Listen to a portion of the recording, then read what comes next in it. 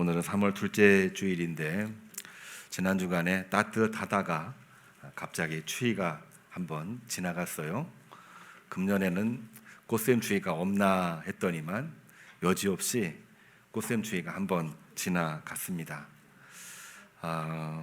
겉보기엔 나무들이 아주 앙상하고 바람도 아주 매서운 바람이 지나갔는데 사실 땅 밑에서는 수만 개의 뿌리가 수분을 흡수하면서 봄의 기운으로 반란을 일으키는 것 같은 그러한 움직임들이 있다고 합니다. 우리가 많이 들었을 단어 중에 해빙기, 이러한 단어를 들어보셨습니까? 꽁꽁 얼었던 땅이 녹았다가 다시 얼었다가 반복하면서 봄의 기운을 시샘하는 그러한 시기를 해빙기라고 하는데 가장 먼저 녹는 곳이 어딜까라고 질문을 해보면 얼었다가 또한 녹았다가 하는 그곳이 아니고요, 그것이 반복되는 과정 속에서 가장 깊은 곳, 땅속 깊은 곳에서부터 녹기 시작을 하고 거기에서부터 싹이 나고 그 싹이 이제 기지개를 펴듯이 땅 밖으로 나온다고 합니다. 꽃샘추위라고 하는 것이 우리들에게 주어진 현실이라고 한다면 그 안에 하나님의 놀라우신 구원의 섭리, 하나님이 함께 하시는 이 은혜의 섭리를 함께 보는 오늘 주일이 되었으면 좋겠습니다. 우리 인생도 마찬가지입니다. 여전히 춥고 광야 같은 삶이 반복되고 있지요. 중동 전쟁으로 우리 마음도 어느 때보다도 한층 더 무거운 그런 마음을 가지고 있는데, 이러한 때 하나님을 찾기 시작하고 있는 그 마음, 그 기도, 그 믿음 위에 우리의 모든 얼어붙은 삶이 회복의 봄을 시작하고 있다. 저는 이렇게 고백을 하면서 오늘 우리 노승민 청년이 봉독한 시편 63편의 말씀을 보게 됩니다. 시편 63편의 말씀은 광야 같은 얼어붙은 삶 가운데에서 하늘나라 시민, 천국 시민의 따뜻한 이 품성을, 영성을 노래하고 있는 그러한 시편입니다. 하나님께서 이 얼어붙은 우리 마음을 어떻게 녹이시고 어떻게 인도하시는지 그 내용을 보여주고 있는 말씀이 시편 63편에 나와 있는 말씀입니다. 우리 마음을 녹이셨어요. 또 세상의 모든 문제를 얼어붙었다가 또 따뜻하게 하셨다가 그러는 중에 하나님의 새 역사를 만들어 가고 계시는 것입니다. 우리는 그런 질문을 많이 하지요. 하나님은 왜 굳이 당신의 이 놀라우신 사랑을 보여주시면 되는데, 때를 따라 보여주시면 되는데 왜 굳이 메마른 땅에서 당신의 섭리를 보여주시는가, 이러한 질문을 할 때가 있습니다. 왜 힘들 때에만 하나님이 보이는지 모르겠어요. 왜 문제가 있을 때에만 하나님을 찾는지 모르겠어요. 그런 질문을 많이 하게 되는데 사실은 질문 속에 답이 있는 경우가 참 많이 있습니다. 아주 단순하게 이야기하면은 바로 그곳에서부터 시작되기 때문에 그렇습니다. 지금 3월 둘째 주잖아요. 꽃들이 추위를 뚫고 올라오는 이유, 꽃들이 얼어붙은 땅을 뚫고 싹이 나며 줄기를 품고 나오는 이유, 그 이유가 과연 뭐라고 생각을 하세요? 여러 가지를 이야기할 수 있겠지만 최종적으로는 햇빛을 갈망하기 때문에 그렇습니다. 처음에는 수분을 흡수하면서 점점 기지개를 펴고 땅 밖으로 나오는데 계속해서 자라 올라가지요. 올라가는 이유가 과연 뭐냐? 햇빛을 갈망하기 때문에 그렇습니다. 우리 영혼도, 우리 인간도 비슷합니다. 처음에는 내가 새 일을 해야지 하면서 기지개를 펴고 막 나가는데 우리가 정말 큰 일을 위해서는, 우리가 정말 목표를 이루기 위해서는 끊임없이 저 위를 쳐다보고 나가는 이유가 있어요. 그게 바로 뭐냐면은 하나님이 함께 하셔야 되기 때문에 그렇게 하고 있는 것입니다.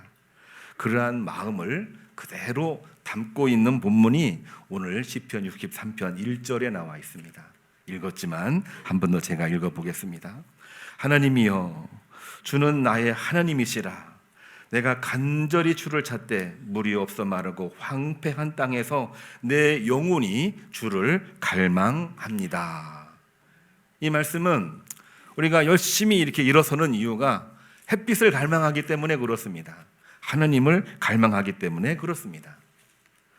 물론 정반대의 경우도 있어요.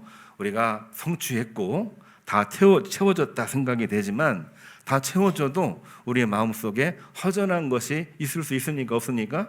허전한 것이 늘 존재하게 되지요. 이에 대해서는 빌립보서 3장 20절에 이렇게 이야기하고 있습니다. 우리가 아무리 채워졌다고 하더라도 우리가 만족할 수가 없는 이유는 우리의 시민권이 이 땅에 있지 아니하고 하늘에 있기 때문에 그렇다. 사도 바울은 이 이야기를 분명하게 했어요. 우리가 아무리 채워져 있다고 할지라도 갈급해하고 있는 것은 우리의 시민권이 이 땅에 있지 아니하고 어디에 있다? 저 하늘나라에 있기 때문에 우리는 늘 허전하고 갈급할 수밖에 없다고 하는 것입니다. 철새가 봄이 되면 수만 킬로를 날아서 고향으로 돌아가듯이 우리 영혼은, 우리 인간은 하늘 본향을 향한 이 귀환의 본능이 있기 때문에 우리는 언제든지 저 하늘을 바라보며 살아갈 수밖에 없는 존재라고 하는 것입니다. 이 이야기만 가지고 보게 되면은 여기에는 놀라운 하나님의 섭리와 사랑이 있습니다. 지금 현재 나의 삶이 팍팍하고 메마르게 느껴지고 또한 그렇게 힘을 잃고 있는 상황이라고 한다면은 우리가 많은 생각을 해요. 아, 내가 길을 잃었구나. 아, 내가 잘못된 길을 가고 있구나. 아, 내 삶은 왜 이런가? 이런 마음이 늘 존재할 수밖에 없는데 사실 오늘 말씀에 비춰보게 되면은요, 굉장히 다른 의미가 있는 것을 보게 됩니다. 그거는 다름이 아니라 우리가 길을 잃어서가 아니라 내가 지금 하늘나라 생명수를 원하고 있는 살아있는 영혼을 가지고 있다는 증거라고 하는 것입니다. 우리가 힘들어서 그런 것이 아니라 저 햇빛을 갈망하고 있기 때문에 하나님의 사랑을 갈망하고 있기 때문에 우리가 지금 힘들어하고 있는 겁니다. 안 되기 때문에 힘든 것이 아니라 햇빛을 갈망하고 있기 때문에 우리가 지금 힘들어하고 있다는 이야기를 오늘 성경은 말해주고 있는 것입니다. 그래서 빌립보서 3장을 보면은 우리가 언제든지 세상 물만을 마시면서 탈진하지 말고 영원한 생명수 하나님의 말씀을, 하나님을 바라보며 하나님을 향하여 믿음을 가지고 나가라. 그리하면 승리할 것이다. 이 메시지를 분명하게 주시고 있는 것입니다. 우리 인생에서 무엇이 진짜 승리일까요? 우리가 승리하기를 원하고 있는데 겨울바람은 모든 것을 얼려 죽일 듯 기세를 부리고 있지만 결국에는 따뜻한 봄볕 아래에 물러갈 수밖에 없는 것입니다. 아무리 강한 겨울바람이라고 할지라도 따뜻한 봄볕을 이길 수가 없는 것입니다. 우리가 사순절을 맞이해서 요한복음 18장 36절 이하를 한번 보려고 합니다. 십자가를 지기시기 전에 빌라도가 예수님에게 물어봅니다. 내가 왕이냐? 내가 왕이냐? 그 질문은 굉장히 의미심장한 질문이잖아요. 내가 왕이라고 이야기할 때 왕이라고 이야기하면은 현재 왕이 있기 때문에 새로운 왕을 이야기하는 것이어서 오늘날 모든 사람들의 관심이 다 정치잖아요. 정치적인 반역으로 인식이 되는데 왕이 아니라고 이야기만 해라. 그러면 내가 살려주겠다. 그 의미가 이 말 속에 들어있는 것입니다. 예수님이 뭐라고 답변을 하셨는지 아십니까? 빌라도가 물었어요. 내가 왕이냐? 이렇게 물어봤는데 예수님이 답변을 해야 되잖아요. 예수님이 답변하신 내용이 있어요. 내가 왕이다 이렇게 말씀하지 않으셨어요. 내가 왕이 아니다 이렇게 말씀하시지도 않으셨어요. 뭐라고 말씀하셨냐면요, 내 나라는 이 세상에 속한 것이 아니니라 이렇게 말씀을 하셨습니다. 이 말씀의 내용은 뭐냐면은 나는 무력으로 세상을 정복하려고 온 정치적인 왕이 아니라 하나님의 진리를 선포하고 사람들의 영혼을 구원하고 통치하러 온 하늘의 왕이니라 이 말씀을 하고 계시는 것입니다. 왕이긴 한데 이 나라의 왕이 아니다. 나는 하늘의 왕이다. 이 말씀을 하시고 있는 거지요. 빌라도는 늘 세상 사람들처럼 세속적인 질문을 합니다. 정치적인 질문을 해요. 의도를 가지고 질문을 하는 겁니다. 겨울바람처럼 막 몰아붙이는 거예요. 뭘 가지고? 본인의 정치 권력을 가지고. 그러나 예수님은 분명하게 답변을 합니다. 영혼을 변화시키는 진리의 힘, 이 햇빛을, 봄빛을 이야기하고 있는 겁니다. 하늘에서 내려왔고 영혼을 구원하러 온 것이고 생명을 살리기 위하여 이 땅에 내려오셨다. 오늘날도 그렇습니다. 우리가 신앙생활을 하다 보면은 늘 세상적인 이야기가 들려올 수밖에 없어요. 세상은 말합니다. 늘 힘이 있어야 왕이다. 이런 얘기를 늘 하고 있는데 주님 말씀을 비춰보면은 주님께 속한 자가 내 음성을 듣는다. 세상은 늘 힘을 이야기하지만 우리는 진리 안에 서라. 이 말씀을 예수님께서는 끊임없이 하고 계시는 것입니다. 결국에는 사람들 앞에서 빌라도가 이야기를 하죠. 내가 이 예수님에 대해서 늘 신문을 하고 다 살펴봤는데 이 사람에게는 아무런 죄가 없느니라. 다시 말해서 정치적인 왕이 아니고 반역이 아니므로 나는 이 사람을 놓아주어야 하겠노라 이렇게 선포를 합니다. 이 빌라도예요. 그런데 사람들이 특별히 유대인들이 군중들을 선동을 해서 예수님을 막 죽이라고 소리를 칩니다. 소리를 치니까 결국에는 빌라도가 폭동이 두려워서 예수님을 십자가에 못 박고 유대인들과 군중들이 요구하는 대로 바라바를 놓아주는 일들이 벌어지게 된 거예요.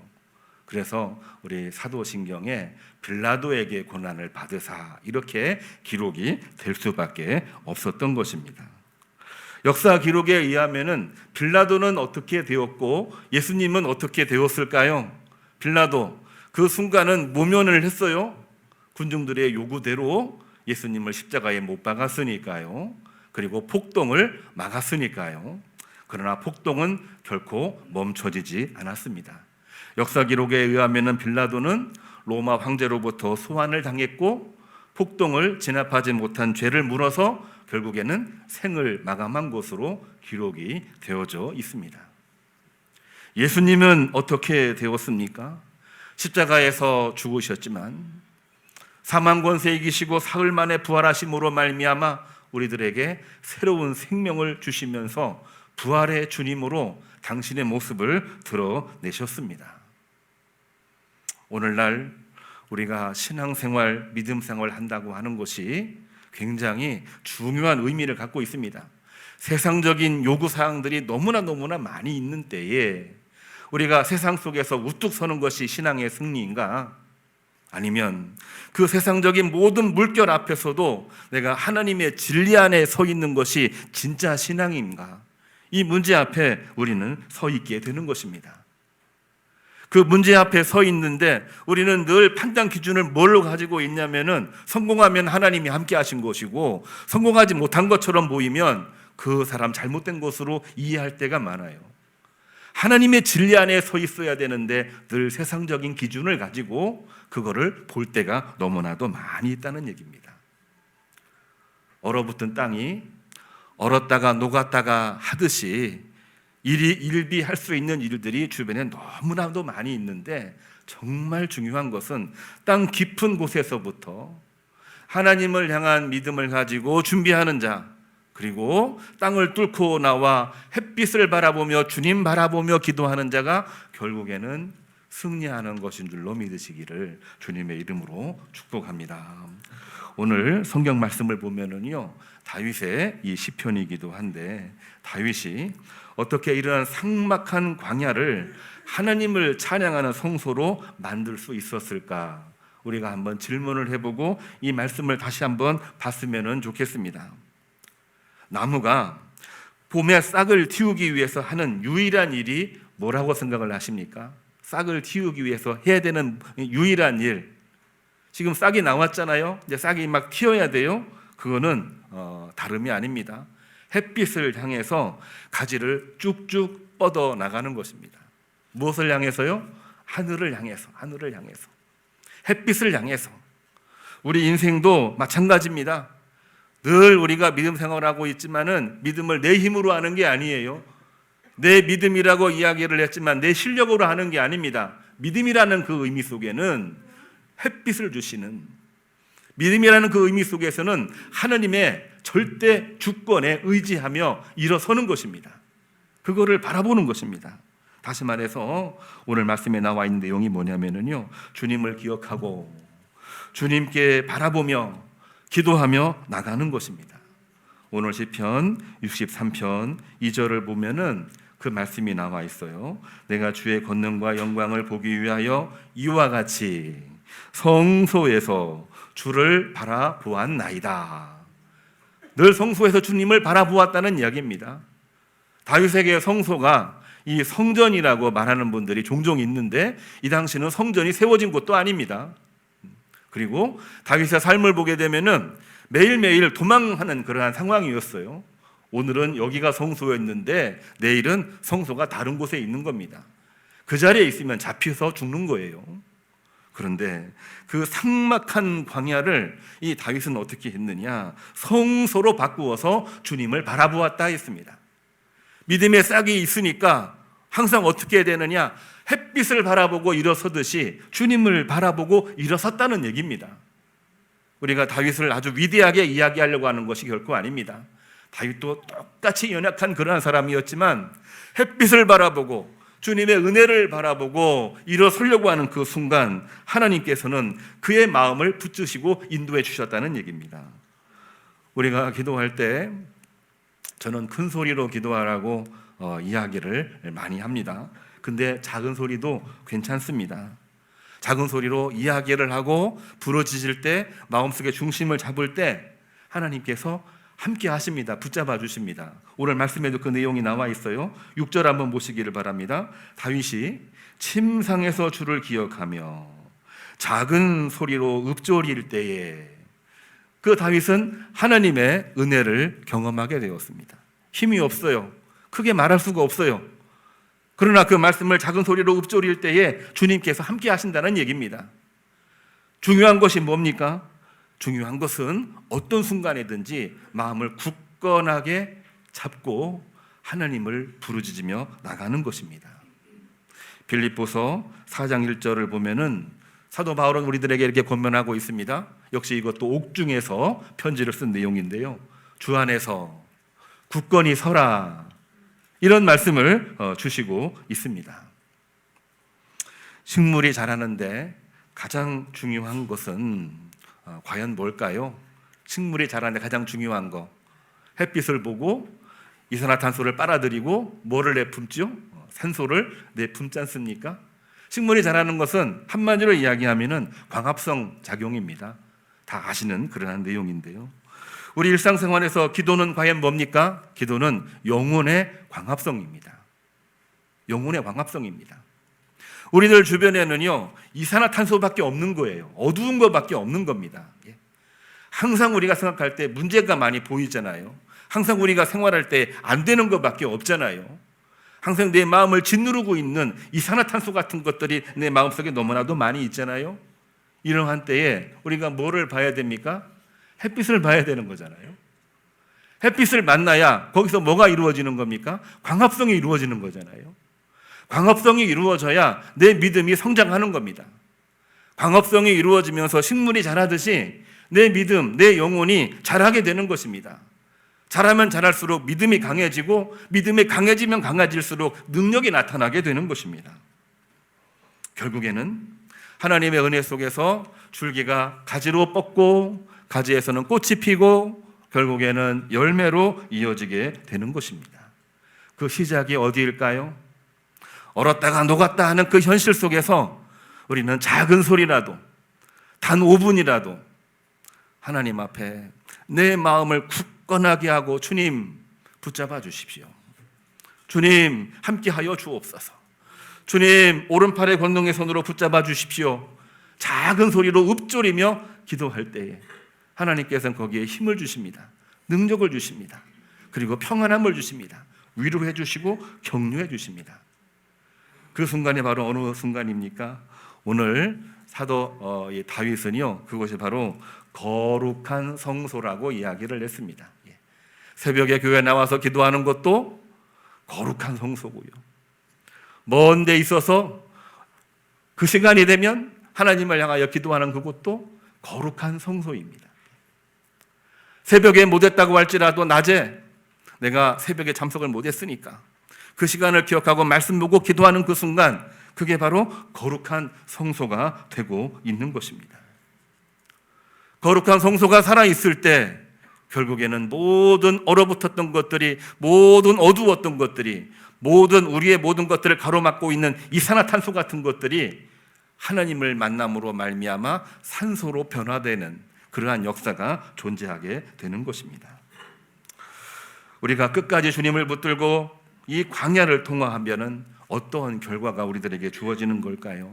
오늘 시편 63편 8절, 오늘 우리 노승민 청년이 말씀을 봉독한 맨 마지막 말씀입니다. 나의 영혼이 주를 가까이 따르니, 뭡니까? 늘 이산화탄소 같은 곳에서 햇빛을 바라보며 나갈 때에, 그때에 따르니 주의 오른손이 나를 붙들거니와, 주의 오른팔, 가장 힘있는 그 오른팔의 권능의 손으로 나를 붙들어 주신다고 했습니다. 그게 바로 하나님께서 우리에게 주신 말씀이에요.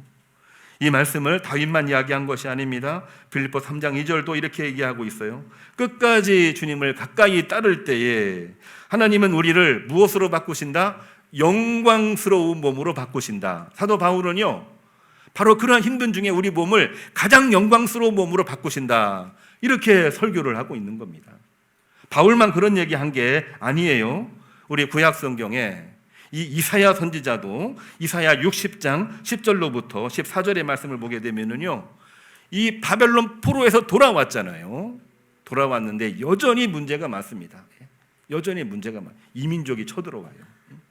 먹을 거, 마실 거, 입을 것이 없어요. 내부적으로는 분열이에요. 그러는 가운데에 정말 하나님 앞에 어떻게 해야 될 것이냐, 간절히 부르짖으며 짧은 소리라도 주님 앞에 부르짖으며 나갈 때에 이사야 60장 10절 말씀은 이렇게 기록을 하고 있습니다. 오히려 이방인들이 내 성벽이 될 것이다. 이방인들이 도와줄 거라는 이야기를 맨 처음으로 하고 있습니다. 이방인들이 쳐들어오긴 했는데 오히려 이방인들이 그 성벽에 대해서 우리를 지켜주게 될 것이다. 결국은 하나님의 섭리와 계획대로 제2의 성전이 온전하게 건축이 되고 성벽을 잘 지음으로 말미암아 하나님이 예정하신 회복과 구원의 역사가 이루어지게 된 것입니다. 14절에서는 뭐라고 얘기했냐면요, 하나님은 우리를 뭐라고 얘기했느냐, 여호와의 성읍으로 일컬음 받게 될 것이다, 이렇게 이야기를 하고 있습니다. 우리가 바로 여호와의 성읍이 될 것이다. 여호와의 성읍이라 일컬음 받게 되는 영광을 누리게 될 것이다. 그렇습니다. 주의 오른손이 우리를 붙들고 계시다는 사실을 우리가 분명하게 알고 오늘 또 말씀으로 믿음으로 승리하시는 주의 종들이 되기를 간절히 소망합니다. 이제 우리 다 같이 파송 찬양